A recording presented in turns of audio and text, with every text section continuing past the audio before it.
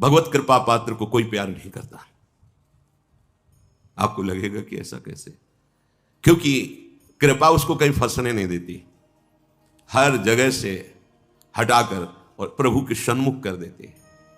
हमारा दुर्भाग्य है जो हमें लगता है कि हमें कोई प्यार करता है, प्रभु के सिवा कोई हमें प्यार करता है। अगर ऐसा लगता है तो हमारा दुर्भाग्य है। अगर कोई कर रहा है तो मेरे प्रभु ही उस रूप में कर रहे हैं, ये बात तो समझ में आती है। प्रभु से विमुख होकर कोई हमें प्यार कर रहा है, ये तो बहुत बड़ा माया का फसाव हो गया, भ्रम हो गया।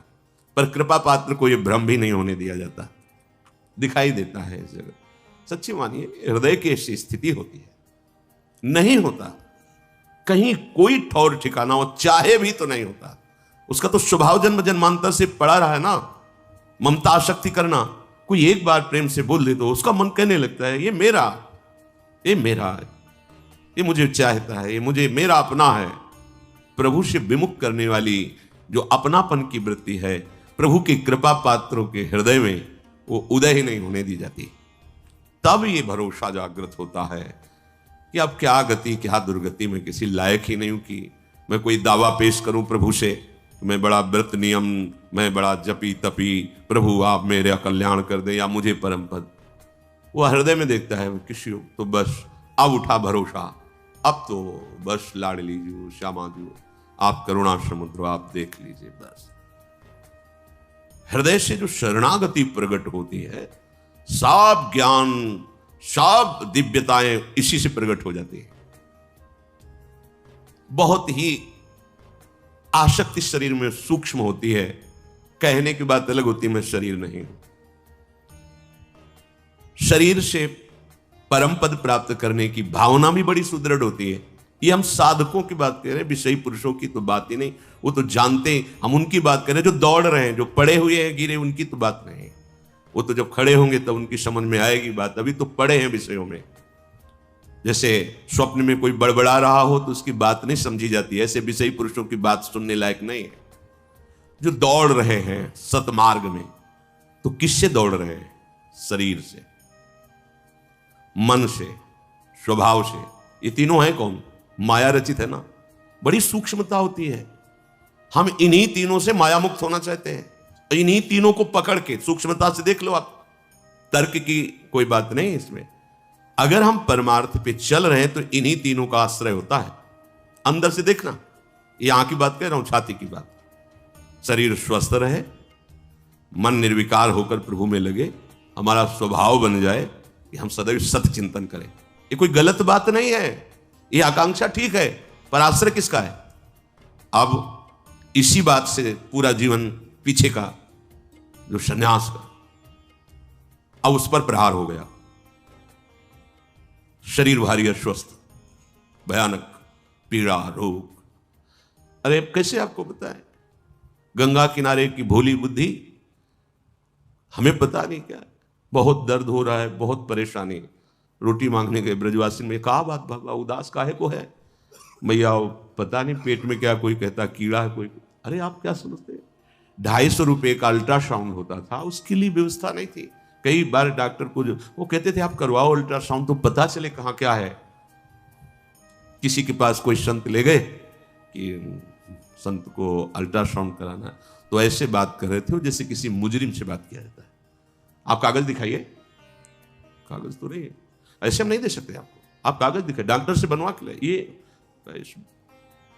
रहने दीजिए, आप रहने दीजिए। ऐसा वो माई ने कहा मैं दवा बताऊं? वहां मिट्टी का तेल पी बाबा, दूध मठा दही घी की तो कुछ बात होती तो समझ। एक बोतल मिट्टी का तेल भर के दिया और कहा खाली पेट पी, सब ठीक हो जाएगा। मिट्टी का तेल, किडनी खराब, पता तो था लेला, और भीषण कष्ट। एक था बल, संयम से चलो, साधन में रहो। किसका? इसी माइक शरीर का, इसी अंतःकरण का, इसी स्वभाव का। ये बंधन है, मुझे पता नहीं चल पाया। बड़ी सूक्ष्म विषय, अगर उपासक हो तो हमारी बात समझोगे। साधन चल रहा है, भगवत मार्ग में चल रहा है, आसनों पे बैठ, पूर्वाभ्यास, सब साधन बिल्कुल ठीक। तो सुख किसका मिल रहा है? साधन का। भरोसा किसका है? जिससे साधन बन रहा है। किससे? शरीर से, अंतःकरण से, स्वभाव से। आश्रय किसका है? साधन। साधन से वो परम पद मिलेगा। समझ में? बिल्कुल यही था, यही था। जितेंद्रिय, ऐसे ऐसे ऐसे। अब मारा तीर जो हमने आश्रय लिया था, अब हो गया। जब पता चला किडनी फेल, क्या होता है, मर जाता है आदमी, बिल्कुल पता नहीं किडनी कौन सा अंग, हमें क्या पता, मर जाता है। कब? कभी भी। अच्छा, अब लगा कि ये भी गया, जिसके भरोसे से साधन चल रहा वो शरीर गया। अब मन शरीर के, अब इस समय ये पाठ, इस समय ये आचरण, इस समय याद, अभी ठिकाना जिसे परमानंद कहते हैं वो केवल केवल इनके त्याग से उत्पन्न होता है। ये बात नहीं समझ में आई थी। त्याग तो है ही है ना बाबा जी मेरा, लेकिन आश्रय इसी शरीर के साधन से, इसी अंतःकरण के संकल्प विकल्प वृत्तियों से, इसी स्वभाव से उस परम पद की कहीं कोई बीच में नहीं है, और इसी पे बाण चल गया। अब उदय हो रही है जो जीवन की परम लाभ वृत्ति। अब तो साधन नहीं बनेगा, कब शरीर छूट जाएगा पता नहीं, मन कहां कब फंस जाए कोई पता नहीं। मतलब पीड़ा हो रही, मन पीड़ा का चिंतन करे, अंदर से आर्त भाव जागृत हुआ, हे प्रियाजू आपका स्वभाव सुना। अब तो साधन नहीं, साधन का भी भरोसा छूटा, जिससे साधन बन रहा था उसका भी भरोसा छूटा।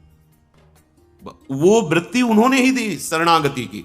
शरणागति ऐसा नहीं कि नहीं जानते थे, शरणागति थे, पर शरणागति में जो सूक्ष्म बाधा थी, आचार्य वचनों से दूरादपाश्च स्वजनान सुखमर्थ कोटिम, फिर सर्वेषु साधन वरेषु चिरम निराशा, यह समझ में नहीं आया था। परमानंद की प्राप्ति की आशा साधन से थी, सर्वेषु साधन वरेषु चिरम निराशा, ये नहीं, ये कैसे साधन से निराश हो गए तो फिर हमारा परमार्थ क्या? ये बड़ी ऊंची बात है। सर्वेषु साधन वरेषु चिरम निराशा। जब साधन के यंत्र ही ठीक नहीं रह गए तो अब क्या साधन? लगा कि धाम का आश्रय, धाम का जो शरणागति, अभी कोई रंग नहीं चढ़ा, एकदम हृदय में आर्त भाव, बस राधा राधा। अब तो वो वृत्ति देने वाली छूट गया आश्रय, किसका? साधन और साधन के यंत्रों का। अब एक केवल भरोसा रहा साध्य का, एक भरोसा रहा साध्य का, बस आप और आपकी कृपा। अब निकलने लगे वचन कि मेरे साधन भी प्रियाजो, मेरे साध्य भी प्रियाजो। ये हम कभी नहीं सोच पाते, कभी नहीं समझ पाते, कभी नहीं हो पाता, ये कभी नहीं हो पाता। ये उन्हीं के विधान से हुआ, क्योंकि स्वभाव अपना, साधन अपना। तो ये जो आचार्य चरण बोले सर्वेषु साधन वरिष्ठ चिरम निराशा, ये बात कभी नहीं आती। ये उनकी कृपा से जब ये बात आई तो फिर बात की बात प्रकाशित हो गई, उन्हीं की कृपा। बस अब नरक स्वर्ग अपवर्ग आस नहीं त्रास, न जीने की आस, न मरने की आस, न गति न दुर्गति, कोई प्रश्न नहीं, कोई समाधान चाहने की इच्छा नहीं, हो गया। इसे कहते हैं आश्रय। ये जो चर्चा की ना, ये छाती की चर्चा इसीलिए हृदय की कि आप प्रमाण सहित समझ जाएंगे। अगर इसे सत्संग में आप हृदय से समझ जाओ तो प्रतिकूलता की जरूरत नहीं। पर क्या होता है कि सुन के समझना थोड़ा मुश्किल पड़ता है और परिस्थिति समझा देती है। अब बस एक ही भरोसा विचार कि हे हरि जैसे तैसो मैं तेरो, बस अब देख लो। बोले इसीलिए तो ये सब किया था कि तुम केवल मेरे हो जा। ये बात हमसे नहीं बनी, सच्ची कर, मतलब अब शब्द नहीं है, साधन साधन, बस सारी दृष्टि साधन पर, सारी दृष्टि साधन पर। साधन से साध्य मिलता है, सिद्धांत है। यह बात समझ में नहीं आई थी कि साध्य ही साधन रूप से अवतरित होता है, साध्य ही दिव्य साधन रूप से। वो साधन पढ़ने लिखने से नहीं आता, वो उनकी शरणागति से उदय होता है। हम समझ रहे हम शरणागत तो बहुत समय से हैं, पर शरीर के शरण में थे, अंतःकरण के शरण में थे, स्वभाव के शरण में थे, जो माया रचित हैं। तभी तो ना भाई शरीर स्वस्थ रहेगा, धर्म बनेगा, साधना बनेगी। शरीर गया, क्या रह गया? अगर शरीर अस्वस्थ है तो हम भगवत प्राप्ति की योग्य नहीं है क्या? हमारा मन हमारा साथ नहीं दे रहा, तुम भगवत प्राप्ति के योग्य नहीं है? हमारा स्वभाव, हम भगवत प्राप्ति के योग्य नहीं। बने रहो, तुम अस्वस्थ बने रहो, मन तुम्हें जो मनावे सो कर, स्वभाव तेरा जैसा हो, चिंता मत कर, आश्रय ले ले, भरोसा ले ले। ये बात जो कह रहे सापराधेश्च, भले कैसी भी वृत्ति हो, कैसी भी स्थिति हो, आश्रय पर वो तभी होता है जब सब दरवाजे में ठोकर मार दी जाती है। जब किसी काम का नहीं तो कोई प्यार नहीं करता। ये प्यार लाडली जो का, यहां अनुभव की बात कह रहा हूं, यहां वो परिस्थिति आपने नहीं देखी, वो समय आपने नहीं देखा, इसलिए आपको ये समय देखकर लग रहा है ना कि प्रवचन है। प्रवचन नहीं, हृदय की एक एक वृत्ति का निरीक्षण परीक्षण करके बोल रहे हैं। तब ये अहंकार, ये देह भाव की साधना तब ये ऐसे हुई कि बस अब समझ गए अब कुछ नहीं बनने वाला। वहीं से बनना प्रारंभ हुआ। एक उदासी छाई रहती, ऐसे में प्रसन्न नहीं रहते थे, ऐसा ना समझो। अंदर से एक उदासी, क्योंकि अपने को पता है ना, दूसरे मान रहे हैं तो मानने से क्या होता है, अपने को पता है कि अभी वो नहीं, जिस दशा का वर्णन, वो एक उदास थे कि पर वाणी और नाम ही जीवन था। तो गान कर रहे थे सुधा ने देखा, एक महात्मा है, हमने फिर कभी नहीं देखा उनको, पात्र मार्जन कर रहे थे, उदास वृत्ति। अब किससे क्या, कोई था ही किससे बात। अब जैसे कोई आके समय नष्ट मत करो, हम मरने वाले हैं, सीधी बात रहती, आप जानते हैं हमारी किडनी खराब है, मरने वाले, हमसे बात मत करो, ऐसे बिल्कुल सीधे उदासीनता एकदम छा गई थी दिमाग में। उनका महात्मा ऐसे विनोद में से वैसे दृष्टि गई, श्वेत वस्त्र, गोरा वर्ण, पतला शरीर और 65-70 के बीच की अवस्था। तो मैं से फिर अरे बोले देखो ना हमारी तरफ, जी उदास क्यों हो, वो मरने वाले हैं, हमारी किडनी खराब है। नहीं, हमारी बात सुनो, 80 वर्ष तक नहीं मरोगे। उन्होंने कहा आज ये मतलब हो सकता है 15-16 वर्ष, क्योंकि कुछ ही समय हुआ था, रिपोर्ट निकली हुई, तो बस कहा नहीं, डॉक्टर ने कहा है कि हमारी बात समझो और देखो उदास मत रहो, उदास नहीं, तुम जो गायन कर रहे हो ना इसका चिंतन करो, उदासी खत्म हो जाएगी। गायन तो तुम कर रहे हो, चिंतन कर रहे हो किडनी का, रोग का, इसलिए तुम उदास हो, उदासी नहीं। बस इतना कह के चले गए। वो दिमाग में जैसे कोई भूतावेश हो जाए ना, ऐसे छा गया, तुम चिंतन किसका कर रहे हो और गा किसको रहे हो। अरे चिंतन और गाने में तो बड़ा अंतर है। गा तो रहे हो स्वामिनी जी को, चिंतन कर रहे हो शरीर और रोग का। हमारी बस नहीं थी कि हम छोड़ दें, प्रभु ही गुरुदेव रूप में, संत रूप में आकर निहाल करते हैं। श्रीपाद कह रहे हैं वृंदावनस्य महिमा ना ही मादृश्य गोचरः। ये जो वृंदावन की महिमा है, ये चाहे जितनी आप साधना कर ले, ये गोचर होने वाली नहीं। इसलिए सर्वेषु साधन, हम ये नहीं कह रहे कि भजन साधन, बस समझना महापुरुषों के जो वचन है वहां तक हमारी पहुंच नहीं होती अज्ञान के कारण। बोले अब तो साधन में कोई श्रद्धा नहीं रहेगी, क्योंकि आपने बता दिया था ना कि सर्वेषु साधन वरिष्ठ और जोर का साधन होता है, पर अंदर से होता है, भरोसा शरीर का नहीं रहता है। श्रीमद वृंदावन से प्रभावोयम महाद्भुता, ये कहीं नहीं समझ पाते, जीवन भर नहीं समझ पाते।